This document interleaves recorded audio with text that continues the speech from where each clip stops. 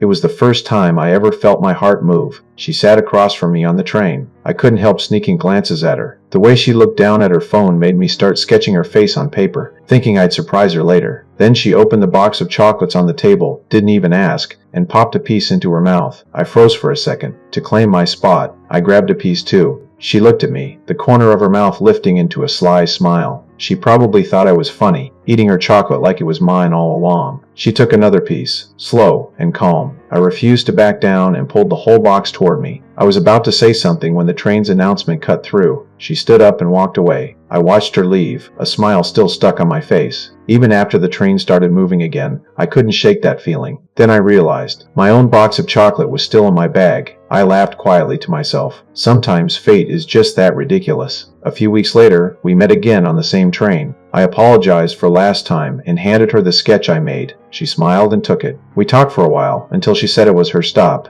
As I turned to leave, she called me back and handed the sketch to me again. On the back, she had written her number. My heart almost jumped out of my chest. We started seeing each other, fell in love, got married, had a bright little boy. Life slowly settled down. The passion faded, but the warmth stayed. That night, I came home from work, kissed my sleeping wife, and went to wash up. A sudden wave of dizziness hit me. I fell hard to the floor. When I came to, she was still asleep. I forced myself up and quietly shut the bathroom door. Months ago, doctors told me there was a tumor in my head. No cure left to try. I wanted to tell her so many times, but the words never came out. A year ago, her brother passed away in an accident. It nearly broke her. She locked herself away for months, refused to speak, refused comfort. Only recently did she start to smile again. Watching her teach our son his homework felt so peaceful, it almost hurt. I smiled, but my chest tightened with every breath. I stepped into the bathroom, wiped away the tears, and decided to carry out the plan I had been preparing all along. Everything was ready, but what came next would change everything.